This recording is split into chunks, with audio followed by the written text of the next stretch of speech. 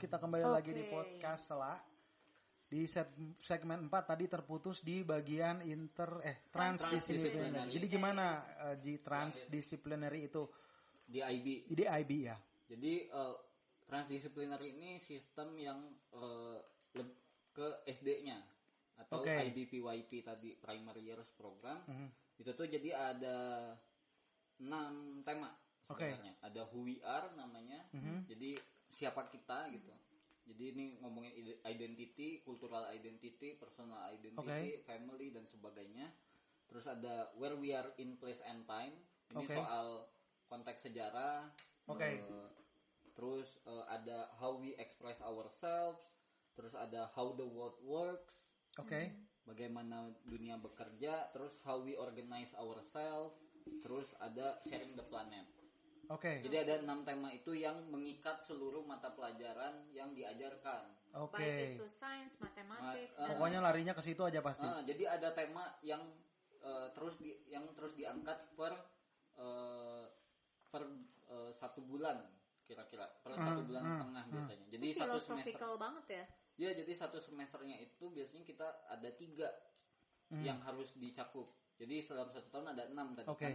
Jadi misalnya nanti makanya itu antara guru kelas, guru classroom teacher sama subject teacher sama guru-guru lain itu tuh beneran harus komunikasi terus. Soal apa yang diajarin, terus dengan desain apa, di bahasa apa. Terus tema kita apa. Nah, setiap tema-tema ini yang dipilih misalnya untuk bulan ini semester ini kita pilih tema let's say who we are gitu.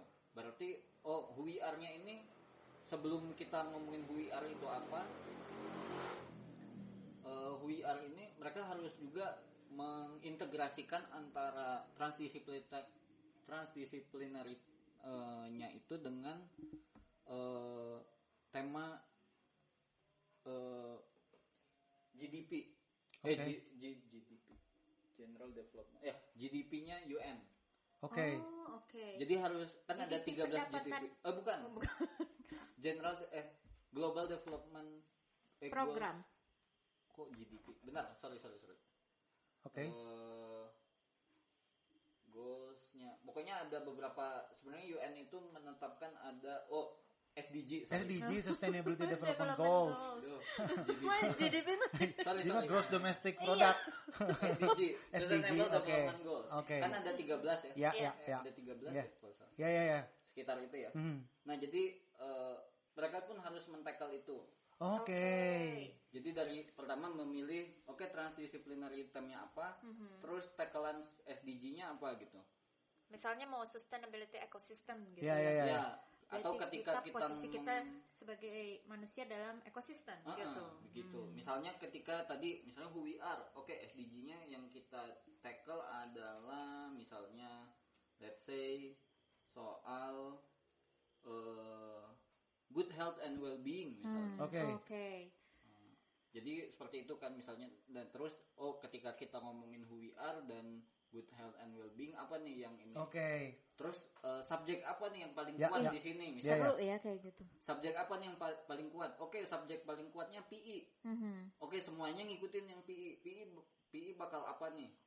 Ketika ngomongin ini, ngomongin soal personal well-being misalnya, menjadi sehat untuk jadi apa misalnya.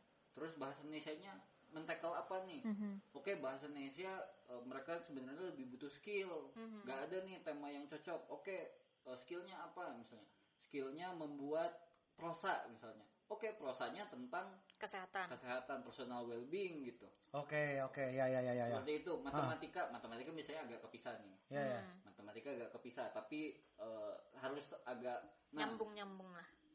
Kalau yang untuk yang kepisah itu selain mereka berpatokan dengan 2 ini, terus komponen apa aja. Nah, itu sebenarnya IB punya list-list itu, komponen-komponen yang harus punya ada strength-nya. Misalnya tema ini kita strength-nya ke konsep, form sama apa misalnya. Semuanya tuh harus nempel. Ya, irisannya ada lah ya. Semuanya harus nempel. Ketika misalnya di seni apa nih gitu. seni apa ngomongin personal well-being, oke, kita bikin misalnya nge-explore keluarga nge-explore kegiatan sehari-hari, gambarnya itu misalnya gitu. Atau misalnya kalau temanya who we are, tentang identitas, oke, kita bisa jiplak-jiplak tangan nih buat ekspresi identitas sendirinya, ekspresi diri gitu. Seperti itu. Seru banget sebetulnya. Iya, apalagi untuk dan sekolah dasar. Iya. Dan capek banget. Dan harus ngobrol terus kan sama guru yang lain. Iya. Karena itu capek banget. Jadi energinya dan dedikasi gurunya itu beda jadinya. Yang ditawarkan kurikulum ini, ketika memang kurikulum ini nggak nyediain examnya harus seperti apa, nggak ada, mereka nggak punya. Tapi ketika udah dipancing dengan ini, mau nggak mau IB ini jadi punya karakter sebagai kurikulum sebenarnya. Benar. Ini yang lebih makanya juga yang ditawarkan IB itu bukan paper exam seperti Cambridge tadi, tapi lebih ke kalau lu mau ngikutin ini by konsep, bisa nggak lu implementasi? Nggak bisa kan, lu butuh fasilitas training. Nah disitulah mereka bagi sekolah-sekolah ini, sekolah-sekolah yang mengimplementasikan IB dan membeli sertifikasinya. Ini juga mereka harus ada exchange sekolah, biasanya sekolah harus membayar gitu sebagai anggota yang certified IB. Ada iurannya. Nah di situ tapi fasilitas yang mereka berikan adalah training, suplemen pendidikan dan sebagainya. Nah, gue mau nanya nih dari sudut pandang yang lu tahu ya, orang tua murid tahu nggak tentang ini? Tahu. Waktu mereka daftarin anaknya, mereka aware sama hal ini? Sangat, untuk sekolah yang gue tempatin sangat aware sih sebenarnya. Jadi mereka tahu anak gue pengen diajari IB gitu. Oke. Karena biasanya mereka punya proyeksi anak gue mau sekolah di mana gitu ya. Di situ mereka biasanya ketika mereka memproyeksi pilih sekolah mana, sepertinya mereka udah mempelajari. Untuk sekolah yang gue tempatin itu pasti orang tuanya udah cukup sering mendengar nama itu. Jadi sangat familiar sih sebenarnya antara IB apa Cambridge atau sistem yang lain gitu, atau sebenarnya sekolahnya punya kurikulum, itu sebenarnya sangat mungkin sih. Kalau dilihat kan berarti kan katakanlah kurikulum nasional itu yang lebih umum lah ya, dipakai sama semua. Ini tuh kurikulum yang memang spesifik. Secara harga yang mesti dibayar pun kan yang tadi itu kan termasuk bisnis yang cukup besar. Kalau ngomong tentang Indonesia yang sangat luas. Tapi kalau menurut aku ya, kalau orang udah mau invest nih kayak gitu, berarti udah ada sebagian orang di Indonesia nih yang aware banget sehingga mereka mau investasi besar gitu agar anaknya mendapat sistem pendidikan kayak gitu gitu kan. Ya udah bagus sih ya, berarti pikirannya udah mulai progresif kan ke arah situ gitu. Jadi mereka juga udah menyadari ada biaya yang harus dibayar gitu untuk itu. Nah, yang gue mau tanyain sebenarnya kan ini kan top layer of the pyramid yang oke lah itu cuman beberapa orang bisa akses, atau yang kayak Aji, dia ada beasiswa, ada sebuah foundation yang punya inisiatif.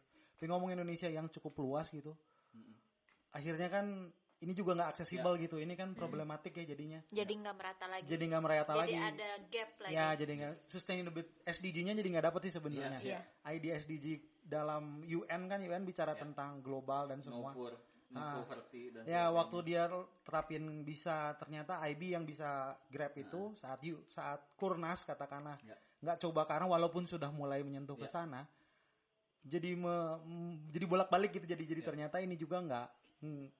Ya sederhananya tentang equality sih kan, itu kan dibahas banget tentang di SDG itu tentang hal-hal seperti itu. Yang gue lihat sih kondisi Indonesia, jadi menurut Aji mesti gimana nih kalau ngelihat ini ngelihat ketimpangan inilah ya. Minimal apa yang mesti kita kerjakan atau kita pikirin gitu. Baik konsep sebenarnya kan yang kalau diceritain atau dipelajari sangat mungkin ya sebenarnya IB itu dipelajari terus dimodifikasi dan dibuat gitu. Tapi kan sebagaimana namanya kurikulum yang holistik, komponen-komponen pendidikan kita pun harus secara holistik itu tuh berubah gitu, siap. Karena sebenarnya itu sih fasilitas sekolahnya harus sama gitu, harus siap menampung ide-ide ini gitu. Fasilitas pengajarnya, kemampuan pengajarnya juga harus cukup bisa bisa mengimbangi gitu, bisa mengampu sistem yang sangat bagus ini gitu. Itu yang membedakan karena si IB ini dia institusi yang independen.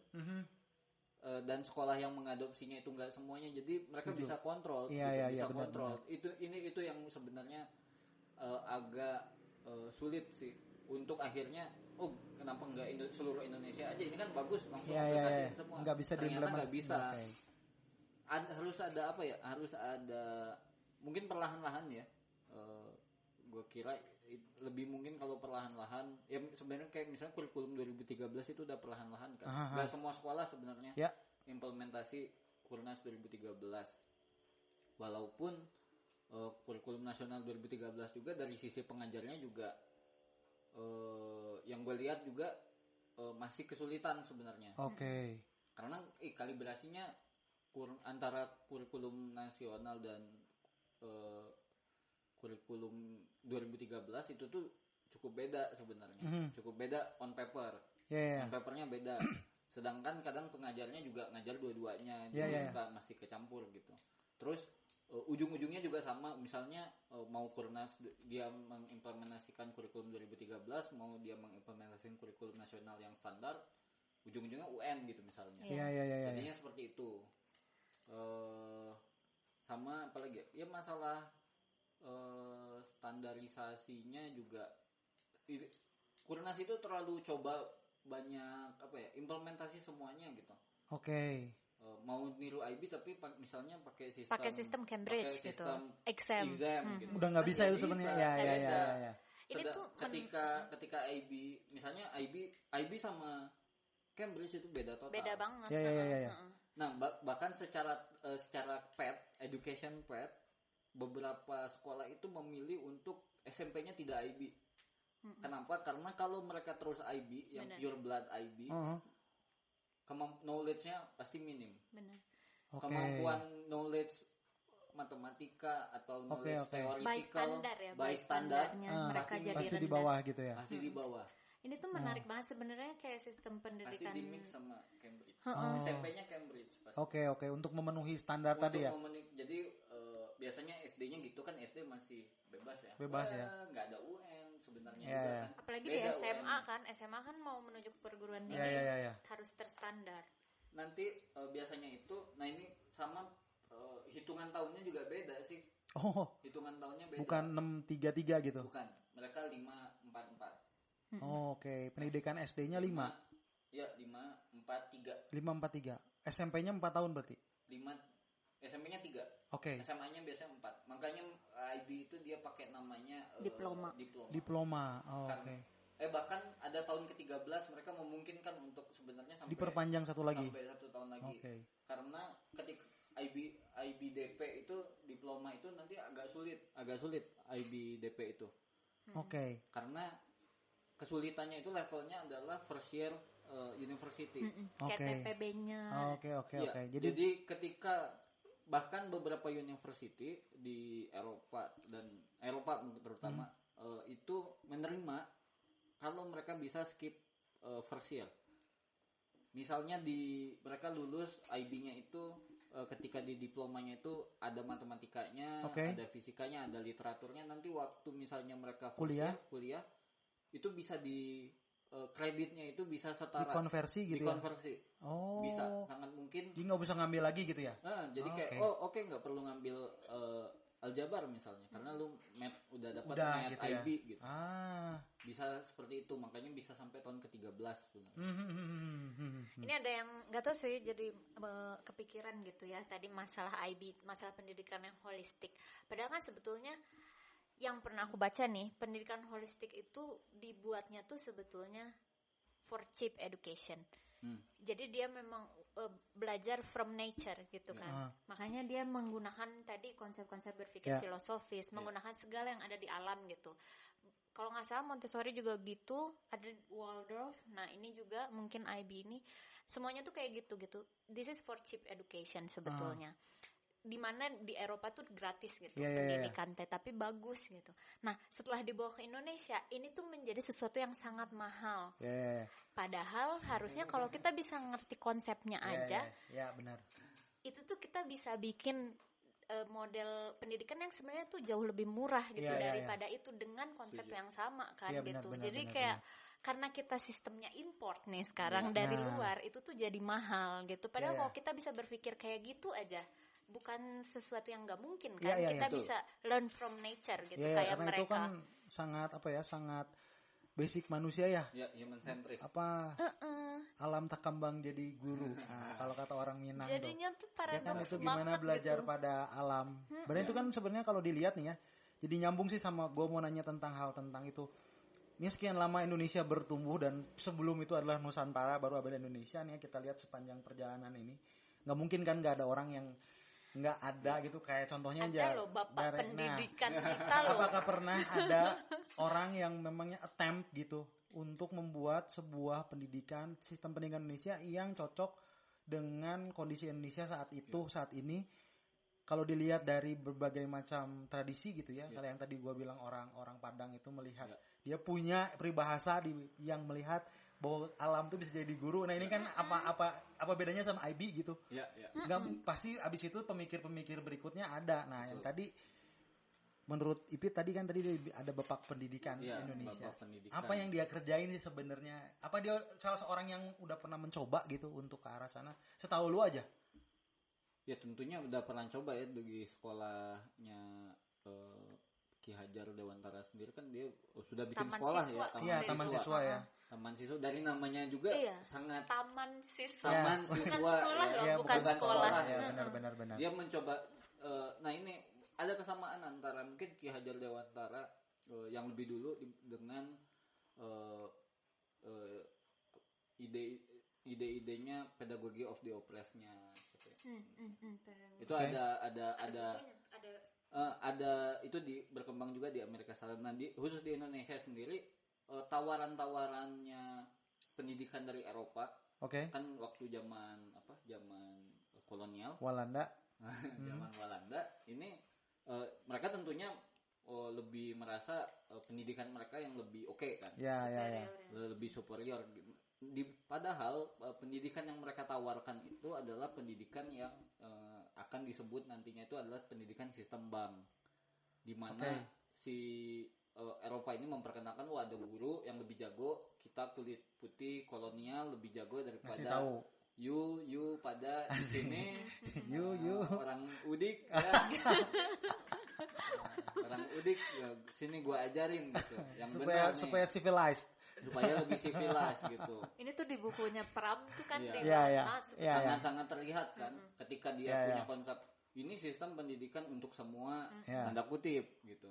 Nah, pemikiran-pemikiran Ki Hajar Dewantara itu sebenarnya sangat berfokus pada counter dari sistem pendidikan yang dibawa oleh kolonial, di mana sistem kolonial itu sistem guru adalah sumber pengetahuan, murid kosong gitu.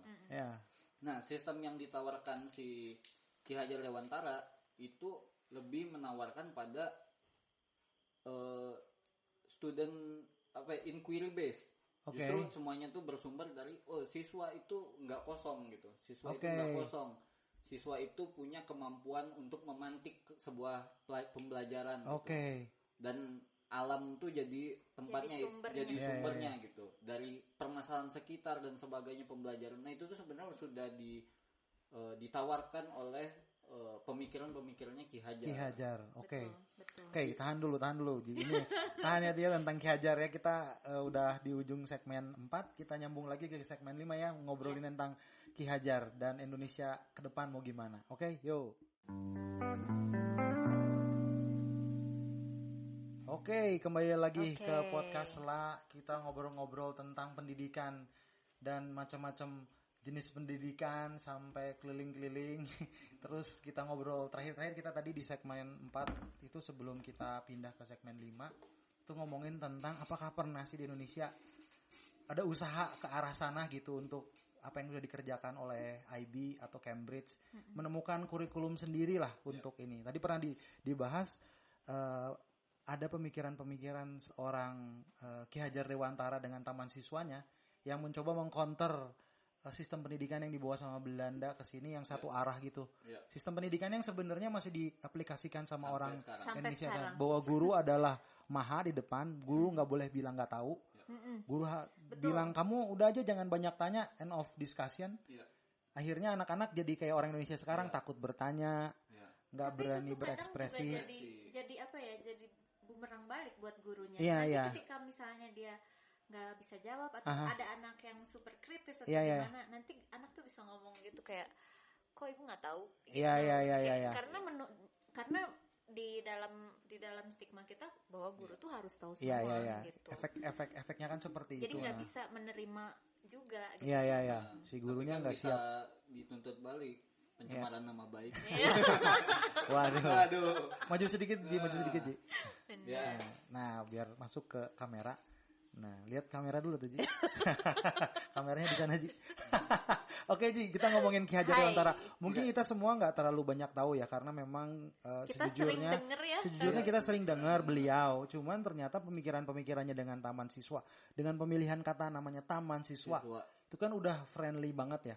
Pertama friendly dan murah. Kebayangnya bener nggak? Taman itu kan outdoor. Kebayang kalau kamu ada di daerah 3T di Indonesia. Bener. Berarti dan menunjukkan yang penting di dalam sekolah itu bukan sekolahnya tapi siswanya. Nah, bukan fasilitasnya ada apa? Fasilitasnya apa? Kalau namanya sekolah kan itu gedungnya ya. Iya. Tapi ketika namanya taman siswa, siapa yang punya tempat itu dan siapa yang memberi arah tempat itu siswa. Iya, itu yang jadi pusat si source-nya bukan dari namanya pun udah dari filosofis banget ya. Iya, dengan taman dan gitu. IB banget. Iya. Sudah holistik sekali gitu kan. Jangan-jangan IB. Kan Indonesia memang dijajah ya dalam posisi itu, dan mungkin dilirik juga nih si Ki Hajar Dewantara. Maju juga pemikirannya, sialan juga gue ambil juga mungkin gitu. Kalau gue jadi orang yang observe Indonesia, gue akan lihat itu dan sebagai suatu hal. Dan mungkin itu juga historinya disuppress juga bisa jadi. Iya. Kita jangan sampai nih. Iya, jangan sampai ini terus berkembang atau ini terus diimplementasi sampai jangkanya panjang gitu. Ini mereka pintar-pintar gimana nih? Gitu. Padahal mungkin datangnya dari sini mungkin ya. Jadi mungkin kita bisa tarik mungkin habis ini kita gali lagi sih. Iya, betul. Mungkin kita bisa baca lagi. Ada hubungan negara-negara Skandinavian dan Indonesia itu apa ya sejarah? Iya. Ada nggak sih sebenarnya? Sebagai ahli sejarah. Nggak tahu gua. Cuman kalau ngomong kolonialisme kan bicara tentang mengeruk bukan cuman source-nya ya. Knowledge-nya juga kan, contohnya aja paling gampang. Bagaimana kita mau belajar tentang kebudayaan Indonesia secara detail, kita mesti ke Leiden. Yaitu kan hubungannya tentang adat dan lain-lain ya. Ya pikiran Ki Hajar Dewantara mah nggak susah kali. Dia udah sadar terbukukan. Dia udah ngobrol bisa berbahasa Belanda juga. Dia pasti bergaul dan lain-lain. Orang yang hal-hal yang hukum adat aja ya, dan segala penyelesaiannya loh. Mereka bisa catat dan disimpan secara rapi untuk mempelajari Indonesia dan menguasai Indonesia. Kalau gue sih secara logis aja, ini belum tahu ya, sorry buat orang Belanda atau orang penjajah yang lain. Tapi secara logis gue mikir untuk ngambil idenya Ki Hajar Dewantara mah nggak susah. Susah. Dan memprediksi ya, mereka kan orang yang cukup canggih dalam memprediksi. Ini kayaknya bisa berpotensi untuk membuat bangsa-bangsa yang mau gue kuasain ini sebagai jadi pintar-pintar. Gue ekstrak aja karena ini bagus. Gue akan simpen dan akan pelajari dan dikembangkan.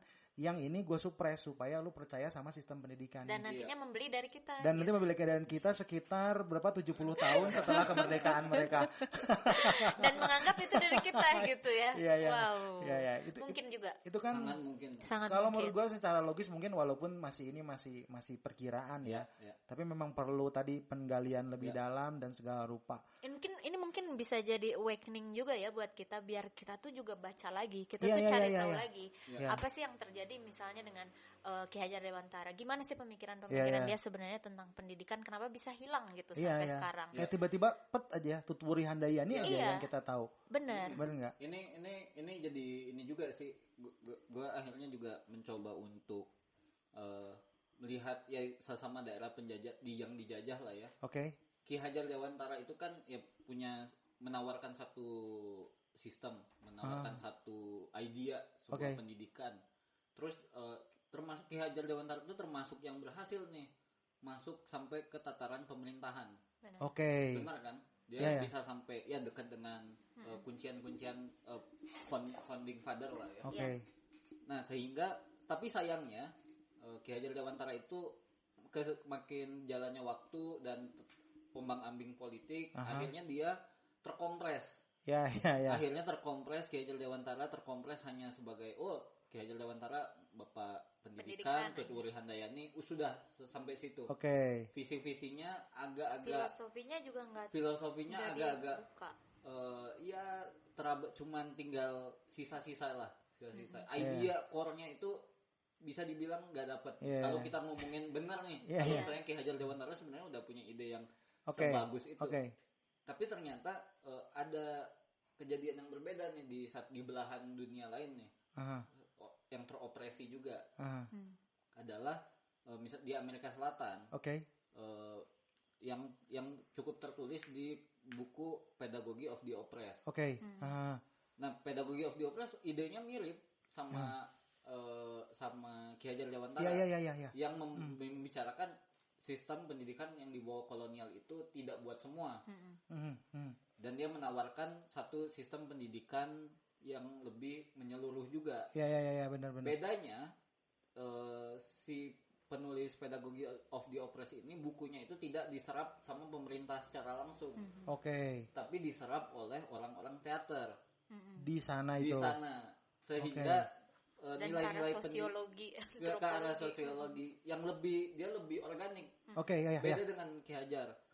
Akhirnya agak terjaga ide-idenya. Tetap hidup lah ya. Tetap hidup. Terutama di perlawanan melalui aktivisme dan teater.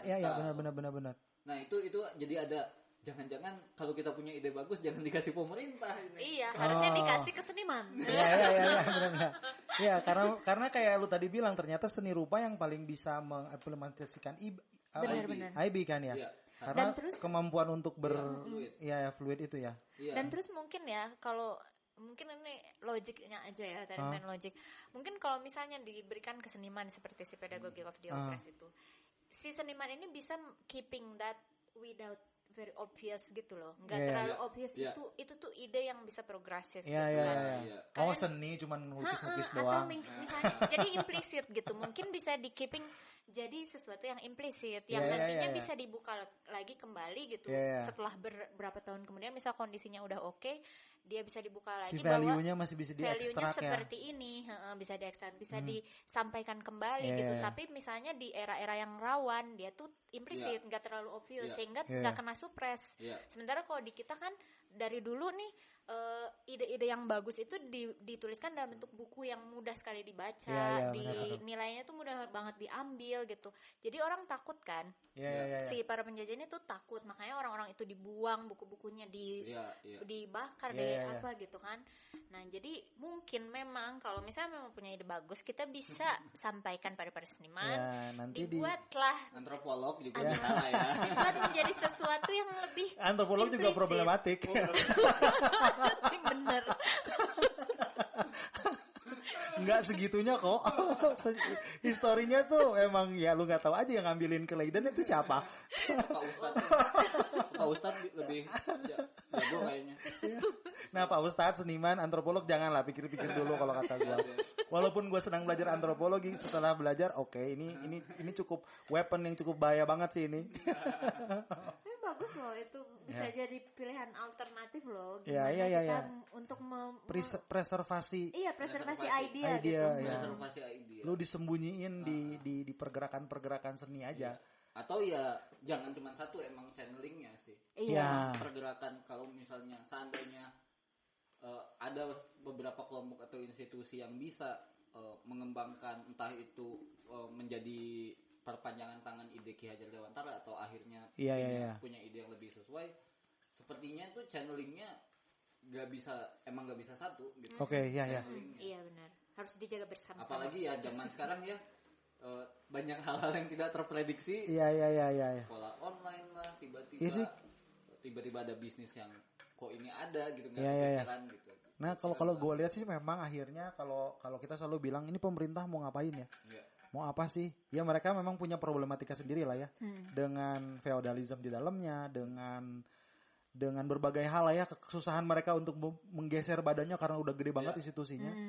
Nah, berarti kan ini salah satu alternatif yang bisa kita lakukan adalah memang mempreservasi pikiran-pikiran tadi. Pertama, berarti menggali kembali pikiran-pikirannya Ki Hajar Dewantara yang dengan taman siswanya. Kedua, bagaimana menyisipkan ide ini pada pendidikan. Ya. Mungkin kalau sekarang nih problematikanya kita punya ide taman siswa. Orang-orang di luar kan pasti mikir, itu mah apa sih? Karena kan mereka nggak biasa ya. Iya. Mungkin kalau kita bikin kayak tadi disisipin di dalam art project atau art, mereka jadi ngikutin, tapi juga secara bersamaan pelan-pelan kita kenalin bahwa ini loh. Iya. Proses belajar tuh bisa seperti ini. Itu kan kerjasama antar institusi akhirnya ya. Sambil pelan-pelan sama kayak Ki Hajar juga dia masuk ke dalam sistem pendidikan, sistem pemerintahan. Mencoba merubah gitu dari dalam ya. Iya, karena harus dari dua arah dan semuanya sih supaya nggak dead end terus bilang pemerintah nggak bisa, udahlah udah menyerah aja gitu. Ya udah kita bagi tugas aja, Kak Vincent masuk ke pemerintahan ya. Boleh. Kita dari luar. Aja di sana, aja di sekolah-sekolah itu. Ipit di mana, Pit? Ipit keluar negeri. Aku mencari tahu mereka dapat dari mana. Iya, benar. Ipit harus nyari di luar negeri. Ini dari mana sih mereka dapat? Tapi jadi menarik ya bagaimana ngelihat Indonesia dulu sistem pendidikan mereka ada kita ini ada di mana sekarang. Dari pernyataan tadi Aji cukup menjelaskan sih. Dan kalau misalnya sobat salah dengar si obrolan ini bisa melihat kan, ini tuh di mana sih sebenarnya? Mari kita mencari tahu bersama-sama mungkin gitu. Ya mungkin gitu sih. Jadi memang dan ngelihat ke depan nih. Dan jadi berandai-andai nih gimana ya kalau waktu itu konsep pendidikannya Ki Hajar Dewantara si Taman Siswa itu masih berlangsung sampai sekarang. Oke. Bisa jadi apa gitu Indonesia Kalau gua nih ya. Olimpiade terus kayaknya. Ya. Kalau kata gua salah satu sudut itu kan sudut yang kerennya ya. Gua mencoba membayangkan nggak apa-apa ya. Ini bukan berarti gua gimana. Indonesia nggak akan ada. Iya. Akan adanya negara-negara sendiri-sendiri. Karena ini kan super apa ya, jadi lu jadi mengerti potensi personal kan, jadi mengerti potensi alamnya. Kayak misalnya orang Papua jadi lebih mengerti. Jadi desentralisasi pasti. Iya, pasti. Nggak akan 70 tahun menurut gua. Nggak akan sempat karena semua mikir kontekstualize. Iya, ini kayaknya nggak mungkin nih. Dengan argumen yang kuat dan empiricalnya jelas. Dan mereka kan develop sesuai dengan daerahnya masing-masing ya. Betul. Itu salah satu opsi, jadi akhirnya mungkin nggak negara kesatuan ya, mungkin negara serikat. Karena setiap negara bagian kayak Amerika gitu. Kalau gua kebayang ya, mungkin di sisi yang lainnya, di satu sisi kita akan jadi orang-orang yang pintar dan cukup bisa berkompetisi lah ya. Cuman di satu sisi lain, nah bagaimana ini mengawinkan ke depan nih kan, karena katakanlah NKRI harga mati ya. Ya sekarang kan udah nih. Ya oke lah, kita ada di sana dan kita ngelihat projection ke depan. Dengan adanya seperti ini, apa yang lu bayangin aja kalau mengandai-ngandai ke depan. Hari ini. Coba nih. Yang udah berlalu kita nggak bisa ganti. Ya nggak bisa diganti. Tapi kalau misalnya itu reimplementasi di hari ini. Gitu, dengan ada pertimbangan NKRI yang memang kita percaya itu harus menyatukan kita. Gimana Ji? Apa ya? Gue sih kebayangnya 30 tahun dari sekarang lah Ji. Ya gue kira lebih toleran ya sebenarnya, lebih mulai berpikirnya ya ke lebih humanis sih. Human centris lebih kebayangnya. Kalau sekarang kan ya senternya banyak nih. Mungkin lebih mulai bisa sama ini sih, lebih global minded sih. Itu sih lebih yang akan lebih muncul, apalagi ya didukung dengan lingkungan teknologi dan komunikasi sebagainya. Gue kira kita potensial jadi bisa berpartisipasi secara global sih. Jadi berarti bakal ada pemenang Nobel nggak? Kayaknya nggak perlu sih. Nggak perlu. Kalau menurut nggak perlu kan itu kan jadi standar globalnya. Ustadz internasional. Bisa. Masjidnya udah bukan RT RW lagi udah. Udah global. Pengajian menang didengar sama pengajian di A tapi gitu ya. Jadi tapi mungkin resource-nya jadi lebih digunakan secara lebih wise dan sustain kali ya.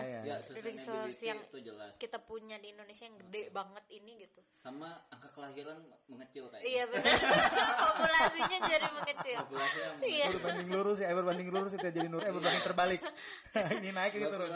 Angka kelahiran mengecil, angka perkawinannya apa? Ya karena kan perkawinannya jadi lebih tua kan gitu. Pendidikannya kayaknya makin mahal nih karena makin tren. Iya benar.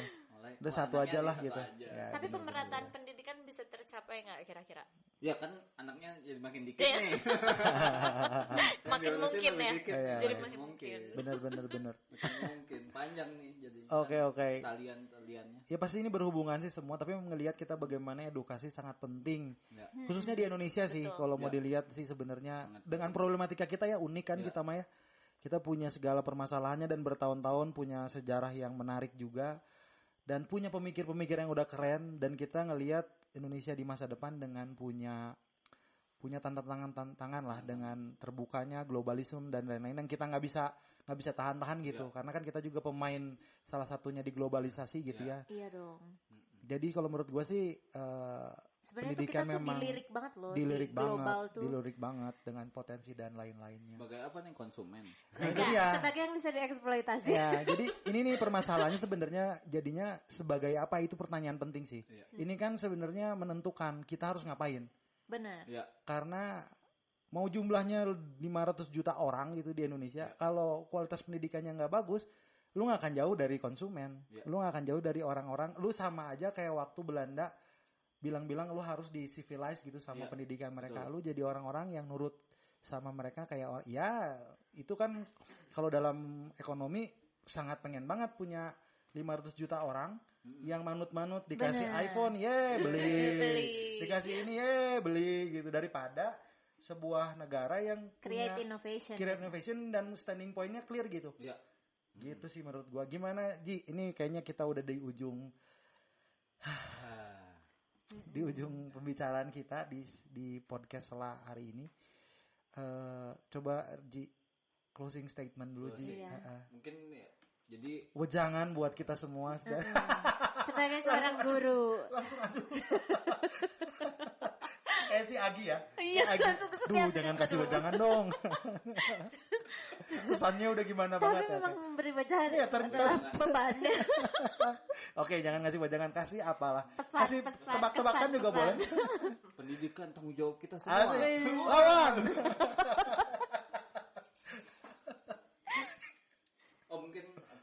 Mungkin terakhir dari mungkin pendek aja balik lagi mungkin. Jadi sampai titik ini pendidikan tuh apa? Oke, balik lagi pertanyaan satu. Apakah masih nih sama setelah kita ngobrol? Ya jangan-jangan pendidikan itu lebih soal komunikasi sebenarnya, tentang penyampaian satu ide gitu, mendistribusikan knowledge,